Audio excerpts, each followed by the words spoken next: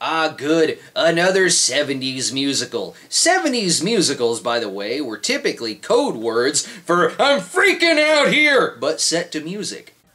Brian De Palma's 1974 cult classic. Is there any kind of horror musical other than cult classic? Since the very first year of doing Musical March in September, I've gotten this film requested more often than any other entry for Musical Month. Which must mean that this is a totally normal movie and nothing like snorting a line of Gary Glitter.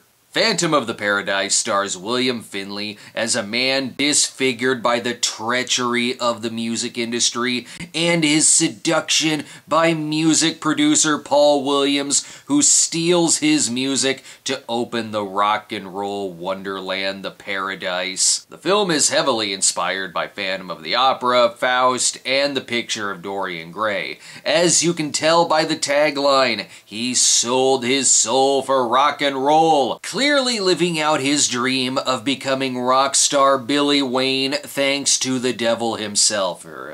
Wait, I always get everything confused with "Oh God, you devil." No, this one is more like The Twilight Zone. Swan. He has no other name. His past is a mystery.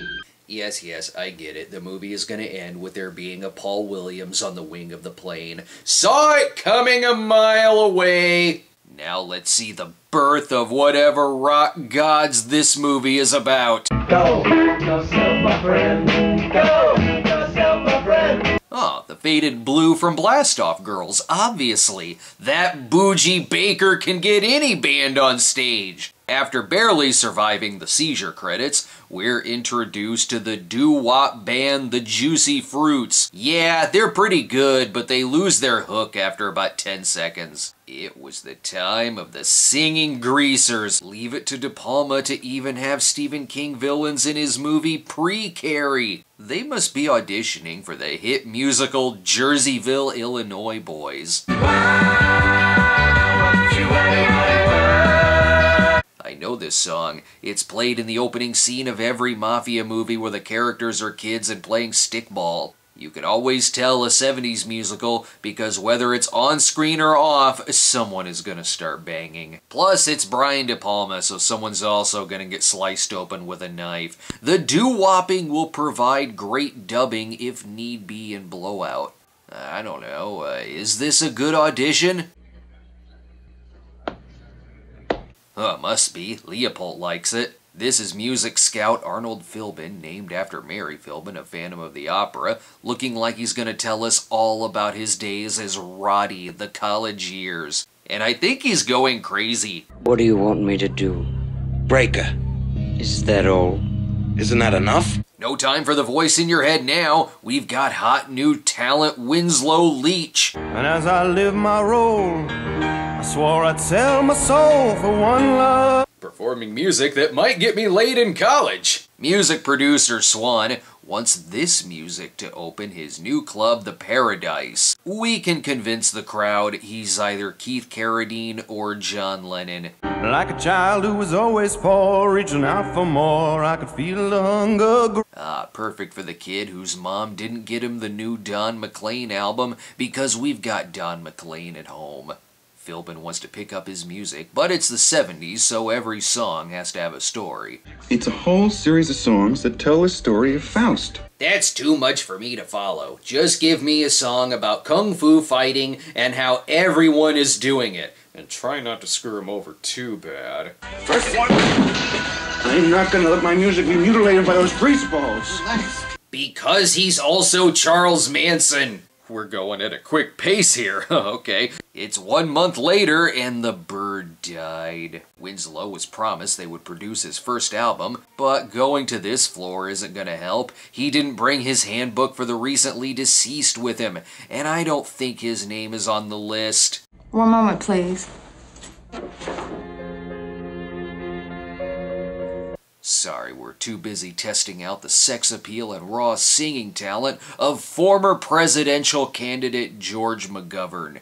Unfortunately, he's kicked out, but he can start his own music cult, where he'll make people wear shit on their heads and worship Satan and control the entire world. The Apple kinda is the cracked out version of Phantom of the Paradise, which is weird because Phantom of the Paradise is already a little cracked out, complete with references to the devil. Never thought I'd get to meet the devil. I can't wait to see what the devil looks like. And I can't sleep. Huh. Too bad I also know what hell sounds like. It's at the Paradise auditions that he meets damn it, Janet, it's second Janet. Jessica Harper plays Phoenix, an up-and-coming singer. Look, Jessica Harper needs to stop playing people with stage talent. Look at Suspiria. It's gonna somehow involve witches, Satan, or murder. Winslow deems Phoenix perfect to sing his music, but first, go off with this nice biker and win that audition, honey. Seems legit. At this point, I can't tell if this is one of the porno movies from Body Double. I'll know if Frankie Goes to Hollywood shows up. You didn't tell me the Paradise was located on Tiberius's island of Capri. He likes to watch us. Watch us doing what?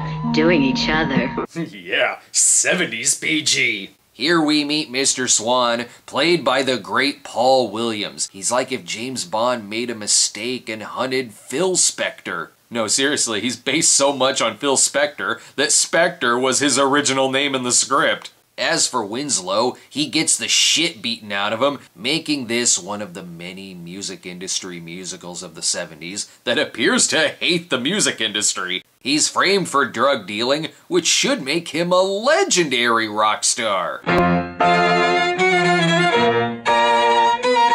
But no, prison, bro! There's so much that's happened in the first 20 minutes. I'm expecting Buckaroo Banzai to show up anytime. 6 months later, and our hero is assembling a game that I'm sure involves hippos somehow. He's also completely disfigured, has metal teeth, and can't talk.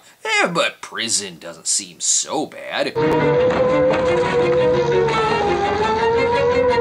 Because he's already escaped. Finally, we have a shot that perfectly symbolizes the cocaine rush going on right now inside of the producers' bodies. But don't say this movie doesn't teach its viewers a valuable lesson about fame. The lesson is, don't get into music. Just feed yourself to a lion. It's much safer. Oh sure, there was a prison escape and the bloodied-up fugitive fell into the East River, but whatever, the Paradise is opening! The DZ Discovery Zone of the 70s! Everyone's gonna be at the Paradise. Including Michael Myers. Swan was the 70s president of the Thorn Cult. God, backstage at any building in New York at the time, came in with huge, "You want the sheets?" energy. He's picking out a costume like a movie reviewer picking out what mask to wear in the thumbnail. Winslow is now the Phantom, hell-bent on revenge, and watching over the finishing touches of the Beyond the Valley of the Dolls musical. The Juicy Fruits have now become the Beach Bums, obviously named after surf rock group Dick Dale and his Jan and Dean band. While this Orson Welles homage is totally De Palma, something tells me this album will bomb. Must be the Summer in Paradise album. Well, they'll always have Smiley Smile. Swan is so distracted, he can't even challenge the bandit to another race. Why, Winslow? However, this appearance on the 60s Batman TV series will be a nice time filler. Things seem okay now. Swan wants to give Winslow a chance. I trust the man who looks like every sentence somehow manages to produce a new porno film. Look how he produces. What would you give me to sing? Anything you wanted. I'm not sure it was so fun being an aspiring artist in the 70s. The song she is singing is called Special to Me, clearly about a little black dress. Jessica Harper is an amazing talent. She elevates every scene and every movie she's in due to either an expression or her musical talents. If there's a movie I'm watching for the show and it has Jessica Harper in it, it's probably a good one. Isn't she? See, See, even Hawkman likes her. I shouldn't joke, though. He's gotten his voice fixed.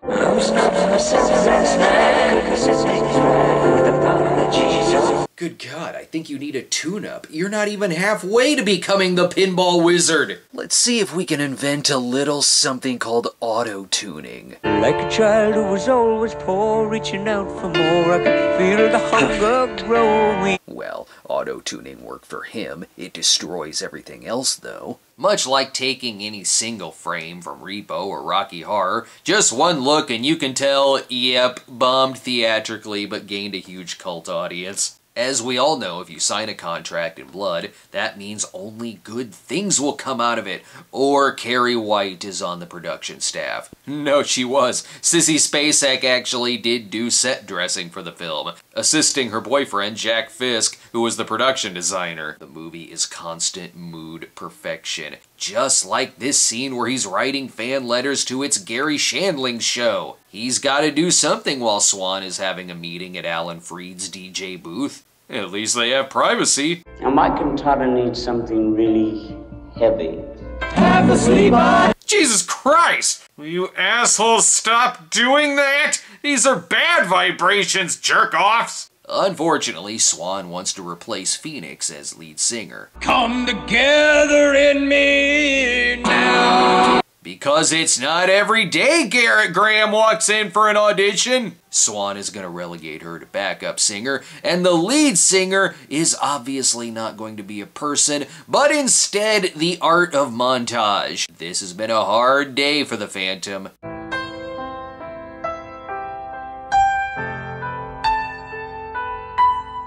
See, he just crapped a candle. Let's sober him up and we'll be right back. If you're shopping for a fearless hero, a striking blonde, Big Fun is in store. That is incredible. At the Little Shop of Horrors, rated PG-13. Starts Friday at the theater near you. Check paper for listings.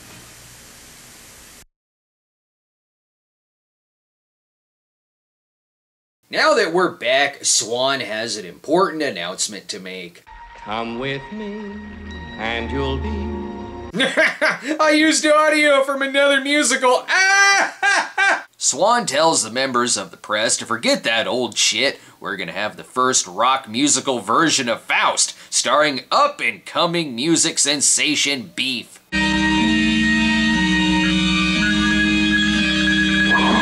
Did we have to import all of our musical talent from the 70s from Transylvania? I imagine this was a hard shoot. They should have specified they wanted bricks of cocaine and not just stacks of bricks. I sense the show will go off without a hitch.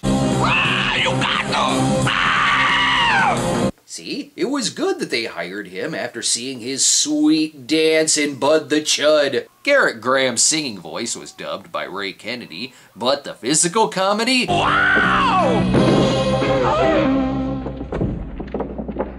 That is pure Garrett Graham. This show is going to be a hit because I am buying every ticket to see the Garrett madness. Yes, yes, I'll even scoop out the cat box and let you do a weird scene wipe.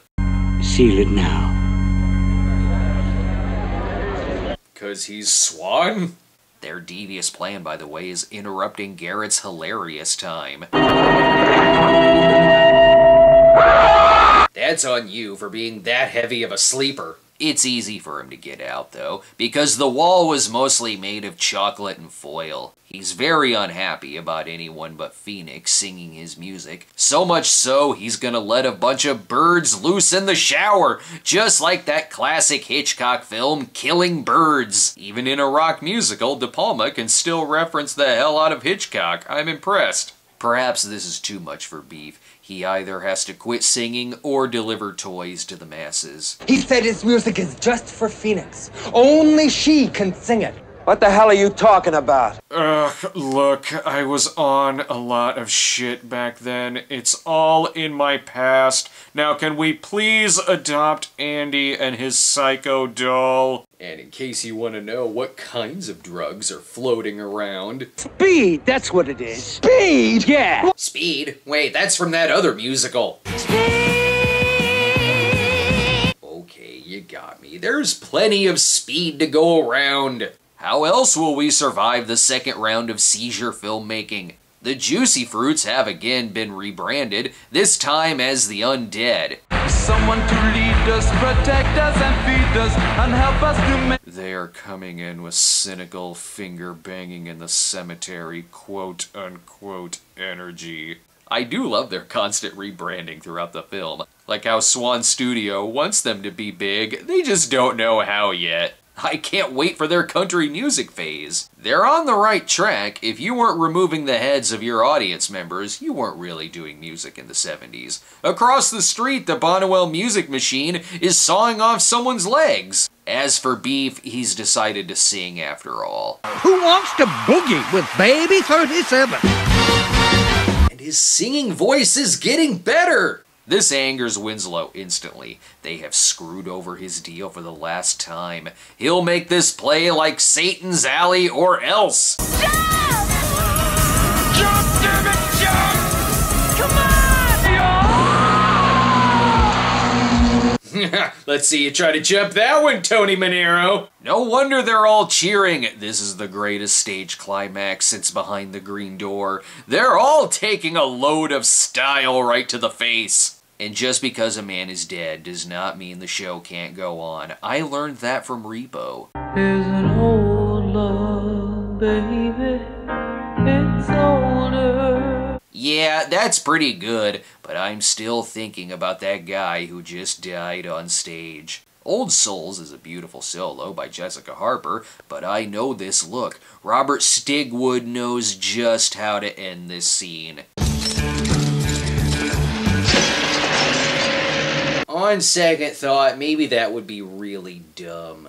If she thinks she's found fame and fortune now, imagine what would have happened if she sang Shallow. The Phantom is here to save her from my burning desire to make another shock treatment reference. The plot lines about fame are very similar. Unfortunately, he's creeping her out a little. I would never hurt you, Phoenix.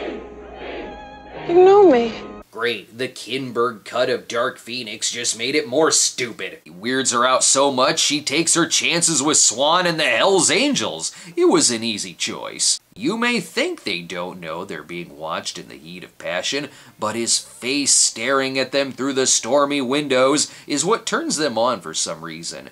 I love how even the security footage is edited like a De Palma film. They need to submit this into evidence on finding the shooter from Snake Eyes. The satire here on literally bulletproof record contracts is pretty fun. Winslow attempts to kill himself, but he can't die because that's not part of his rock-solid contract, even when he tries killing Swan. I'm under contract too. This is why it was very easy for the Stones to have sympathy for the devil. It's only been one day and she's already hooked on cocaine. Hell, I've only been watching this movie for an hour, and I'm not entirely convinced this character is even part of the movie. I think I just used a turkey baster to squirt shards of stained glass into my brain, and what I'm really watching is The Partridge Family. And when he finds the secret history of Swan, it is revealed that, see, I told you he was Bougie Baker this whole time. So Swan signed with the devil to make himself youthful for all eternity, and to be played by Al Pacino in a movie. I respect any film that's been Phantom of the Opera so long, and then in the last act decides, I'm Dorian Gray now. This is all while they want there to be an assassination on live television. This has to be stopped immediately. They'll lose their FCC license. But if the assassination does get caught on camera, it's gonna make Travolta's mystery and blowout that much easier. A variety show was the best way to kill someone in the 70s. The party is so strong, no one would notice. Variety shows were everywhere back then. I don't know what any of this has to do with the Muppets, but I'm sure they're in there somewhere, freaking out. People forget how innovative 1974 was. Instead of passing out Oscars at the Academy Awards, they just handed out Paul Williamses. Oh, and they're getting married now, sure. This'll be the most successful stage wedding since Sly and the Family Stone, even with the gunshot and Swan's good look spell ending. I think this movie needs to lay down for a little while. The speedball is making its way to the heart. This was the first and only Phantom of the Paradise audience participation. It ended tragically when they all started stabbing each other. I guess it was also in their contract that Question Mark and the Mysterians must give us their own interpretation of Caligula. As for Winslow...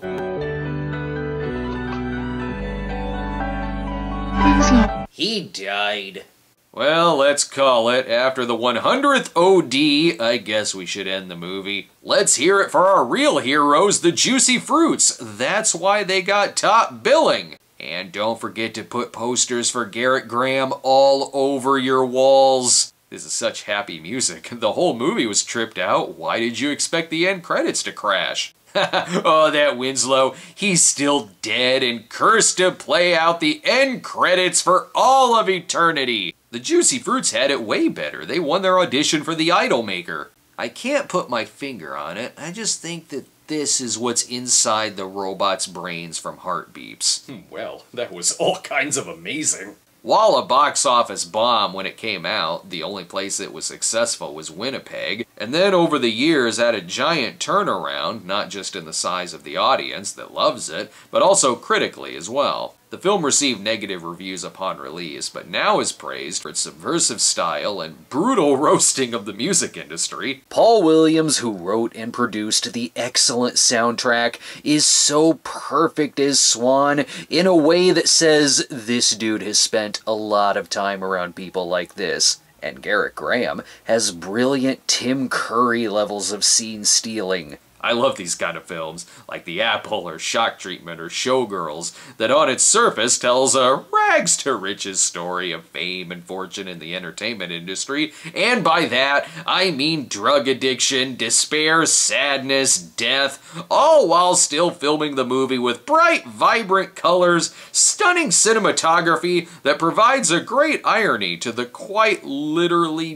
devilish dealings going on throughout the story. The movie's even cut a nice legacy for itself. In Winnipeg, fan festivals called Phantom Palooza have taken place, and was one of the inspirations for Daft Punk. I can see why people sold their soul to the devil for me to do an episode on this film. But the devil is gonna come back to haunt you, since the melodrama Soup for One will win the Patreon poll someday. Until then, we have just one more episode in this month's musical march in September. It's gonna be a 36-hour sleepathon after coming down off of the rush of Phantom of the Paradise. Drugs. Swan, this was scored for a check. I'm not doing it in drag.